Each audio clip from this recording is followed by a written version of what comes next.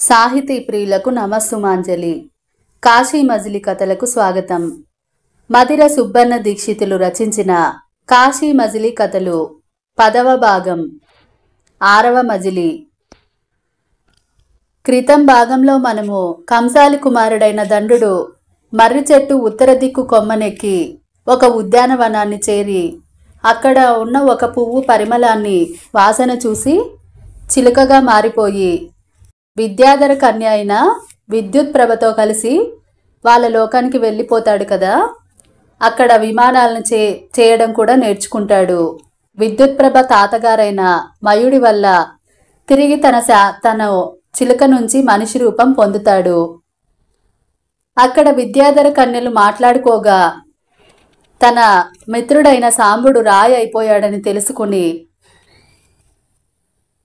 మళ్ళీ విద్యాధర కన్య చిలుకని ఆ ఉద్యానవనంలోకి తీసుకెళ్లగా తిరిగి దండుడు తన రూపాన్ని తెచ్చుకుంటాడు. అతన్ని చూసి మోహించిన విద్యుత్ ప్రభ అతన్ని పెళ్లాడుతుంది.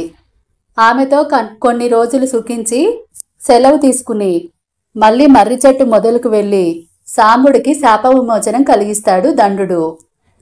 ఇద్దరు కలిసి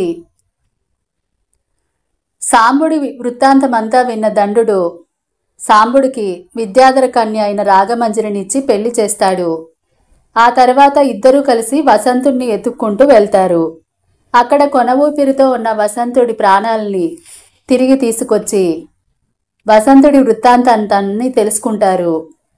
ఆ తర్వాత వసంతుడి భార్య అయిన కళావతిని వెతకటానికి దండుడు తాను నిర్మించిన విమానంలో ముగ్గురు కలిసి భూలోకంలోని ప్రసిద్ధ పట్టణాలన్నీ వెతుకుతూ కళావతి కోసం గాలిస్తూ ఉంటారు.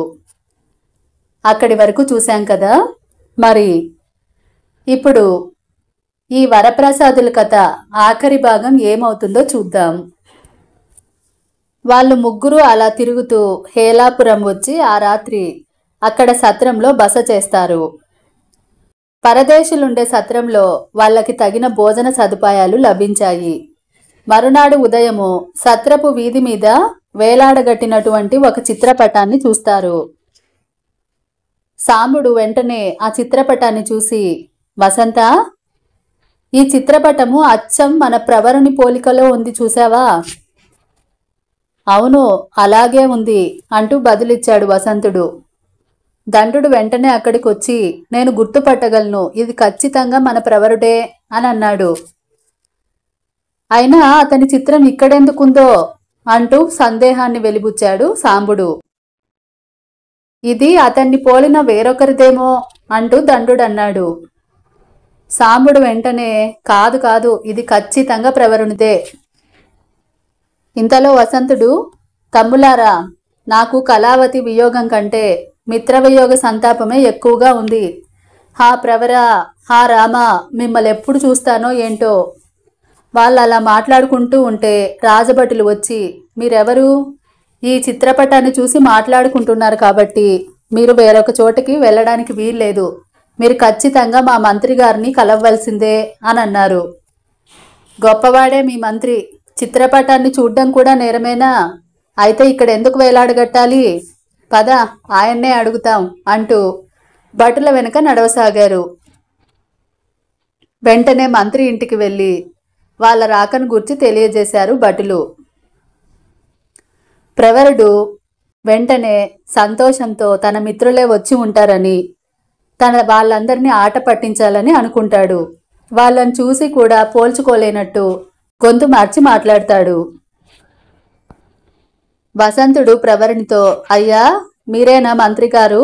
పరోపకార బుద్ధితో సత్రం కట్టించి చిత్రపటాన్ని వేలాడదీసినందుకు మేం చూడటమే నేరమేనా?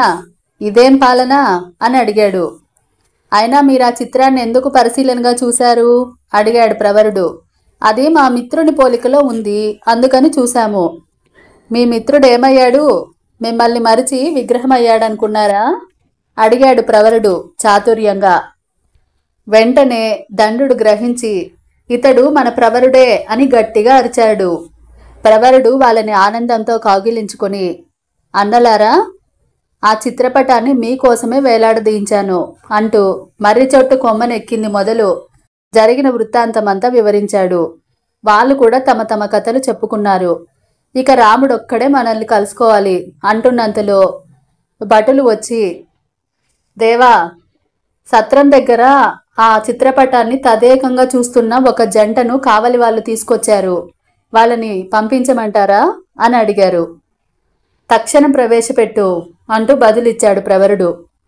వచ్చిన వాళ్ళు రాముడు, అతని భార్య కనకప్రభ. వాళ్ళందరూ రాముని కౌగిలించుకుని కుశలం అడుగుతూ ఉంటే కనకప్రభను కాంచనవల్లి ఆహ్వానించింది. మిత్రులు ఒకరి వృత్తాంతం ఒకరు తెలుసుకున్నారు.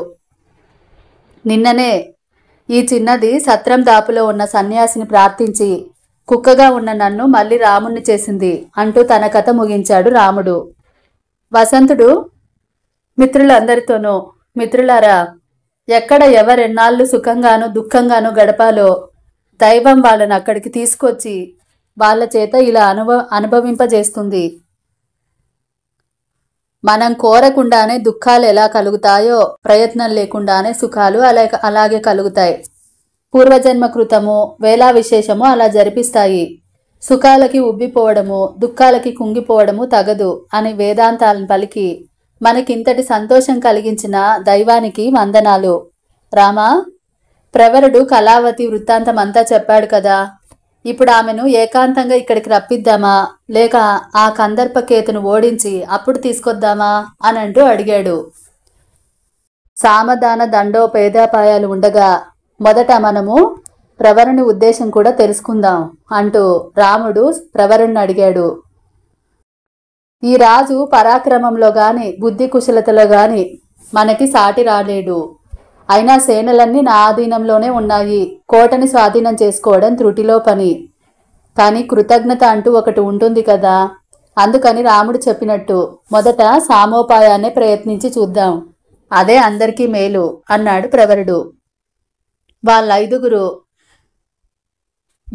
యుద్ధానికి వెళ్లే వాళ్ళలాగా వేషాలు ధరించి కత్తులు పట్టుకుని చూసేవారికి భయం గొలుపునట్టు ఆస్థానం చేరుకొని రాజసింహాసనం మీద వసంతుడు, అటు పక్కగా ఉన్న పీఠాల మీద తక్కిన వాళ్ళు కూర్చుని రాజుకి కబురంపారు.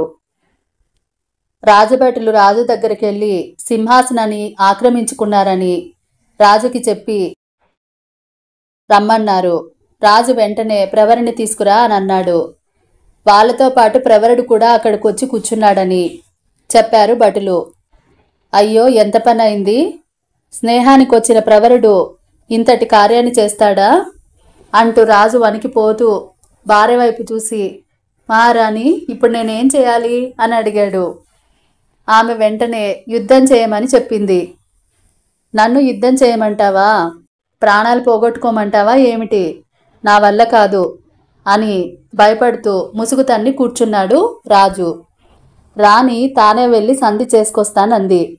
అంతలో పరిచారకులు వస్తుంటే వాళ్ళనే శత్రువులుగా భావించి రాజు పరిగెత్తడానికి బయలుదేరాడు. రాణి గట్టిగా చెయ్యి పట్టుకుని ఆపింది. ఈలోగా వరప్రసాదులు రానే వచ్చేశారు. వెంటనే రాణి ప్రవరునితో, అమాత్య, మేమేం అపకారం చేశామని ఇలా చేశారు అని అడిగింది. ప్రవరుడు రాజు వద్దకు వెళ్ళి ముసుగు తీసి చూడగా అతను కళ్ళు తేలేసి పళ్ళు గట్టిగా కొరుకుతూ వణికిపోతున్నాడు. అతన్ని చూసి వరప్రసాదులు నవ్వారు. రాజుకి వింత రోగం వచ్చినట్టుంది. ఈ రోగానికి మందు ఒక బ్రాహ్మణ వితంతువుకు తెలుసు. వెంటనే ఆ ముసల్దాన్ని పట్టుకురండి అంటూ భటుల్ని పంపాడు ప్రవరుడు. వాళ్ళు వెళ్ళక్కర్ లేకుండానే ఆమె ఎదురుపడింది. రాజు మంచం పట్టాడని తెలియగానే, అయ్యయ్యో, ఎంత పనైంది! ఈ రాజు మాటను నమ్మి ద్వీపాంతరం వెళ్ళి ఒక అమ్మాయిని తీసుకొచ్చి ఇచ్చాను. ఆమె సంవత్సరం గడువు పెట్టింది. ఆమె పెళ్లి చేసుకునే వరకు నాకు రాజ్యాన్ని అప్పగించనని రాజు కూర్చున్నాడు. ఇప్పుడు ఇతను మరణిస్తే నాకు రాజ్యం ఎలా లభిస్తుంది అంటూ ఏడవసాగింది. తమని మోసం చేసిన ఆ ముసల్దాన్ని నరికేయడానికి సిద్ధపడ్డాడు వసంతుడు. ప్రవరుడు అడ్డుపడి, స్త్రీవధ మహాపాపం, అయినా దీన్ని మరోలా శిక్షిద్దాంలే అంటూ ఆపాడు. రాణి వాళ్ళ పాదాల మీద పడి పతిభిక్ష పెట్టమని కోరింది. అప్పుడు ప్రవరుడు తామెవరో వాళ్ళ వృత్తాంతం ఏమిటో అంతా వివరించాడు. రాజు వాళ్ళ పాదాలపై పడి, మీ పాదసేవకుడినై బతుకుతాను, నన్ను రక్షించండి. కళావతిని నేను ముట్టుకోలేదు, ఆమె నన్ను కన్నెత్తైనా చూడలేదు అంటూ అన్నాడు. వరప్రసాదులు రాజును రాణిని వదిలి కళావతిని వసంతుణ్ణి మోసం చేసిన ఆ ముసల్దాన్ని మాత్రం పట్టుకుని అంతఃపురానికి ఈడ్చుకుపోయారు. కళావతిని చూడటంతోటే వసంతుడు ఆనందం పట్టలేక కళావతి అంటూ పరుగున వెళ్ళి కౌగిలించుకున్నాడు. వసంతుని కలుసుకున్నందుకు ఆమె ఎంతో సంతోషించి ముసల్ది పెట్టిన బాధలన్నీ చెప్పింది. కాని ఆ ముసల్ది క్షమించి వదిలేయమని కాళ్ళవేళ బతిమలాడసాగింది. చివరికి కళావతి దాన్ని క్షమించి వదిలేయమంది.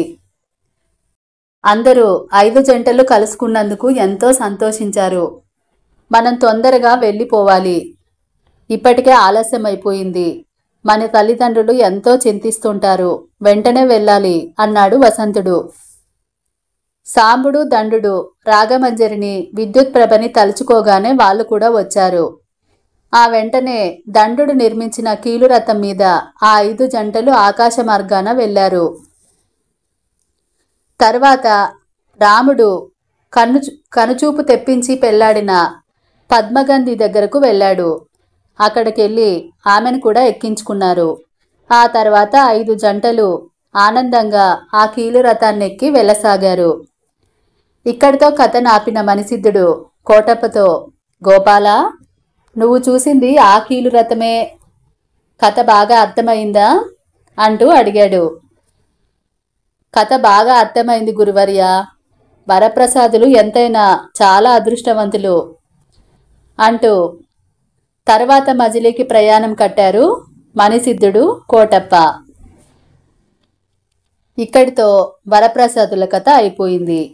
తర్వాత మజిలీలో మణిసిద్ధుడు ఏం కథ చెప్తాడో నెక్స్ట్ ఎపిసోడ్లో విందాం.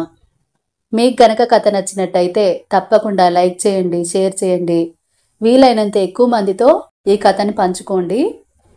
సబ్స్క్రైబ్ చేసుకోవడం మాత్రం మర్చిపోవద్దు.